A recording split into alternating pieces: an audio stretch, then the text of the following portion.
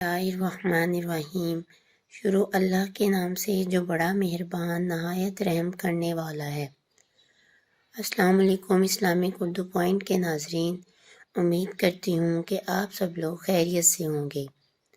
آج ہم بات کریں گے تربوز کھانے کے فائدے، تربوز کا شربت اور تربوز سے کھانے سے کن بیماریوں سے بچا جا سکتا ہے۔ Benefits of water melon. مختلف بیماریوں سے بچنے کے لیے تربوز ضرور کھانا چاہیے۔ ہمارے پیارے نبی صلی اللہ علیہ وسلم تربوز کھجور کے ساتھ کھاتے تھے۔ ابو داود میں زیادہ فرماتے تھے کہ اس کی گرمی اس کی ٹھنڈک سے ٹوٹ جائے گی اور اس کی ٹھنڈک اس کی گرمی سے۔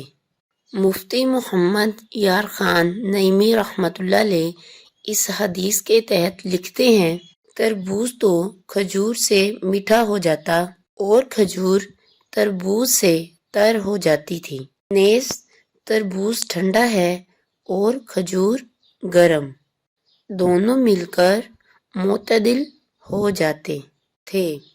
اعلیٰ حضرت رحمۃ اللہ علیہ نقل کرتے، کھانا کھانے سے پہلے تربوز کو کھانا تربوز پیٹ کو دھو دیتا ہے اور بیماری کو جڑ سے ختم کر دیتا ہے۔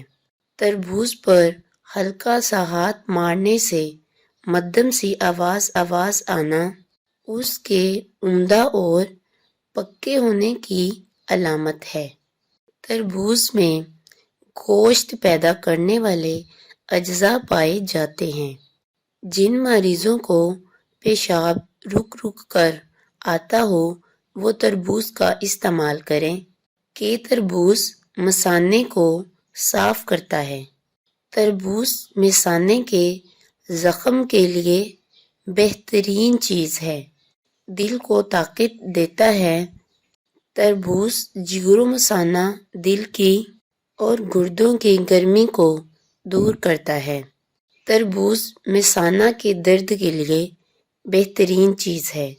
تربوز کے استعمال سے ہاتھ پاؤں کی جلن، ناف کے مقام یا اس کے آس پاس کچھ معلوم ہوتا ہو یا طبیعت بے چین رہتی ہو تو اس کے استعمال سے فائدہ ہوتا ہے۔ خون کی کمی، فساد خون، جگر کی کمزوری، بد ہضمی دور کرنے کے لیے تربوز بہترین غذا ہے۔ رات ہو یا دن تربوز کھا کر اوپر سے پانی نہ پئیں۔ اسے کھا کر فوراً سو جانے سے ہیضہ ہو سکتا ہے۔ تربوز دل کو فرحت دیتا ہے۔ تربوز خون کی تیزابیت اور گرمی ختم کرتا ہے۔ تربوز ٹائفائیڈ میں بہترین غذا ہے۔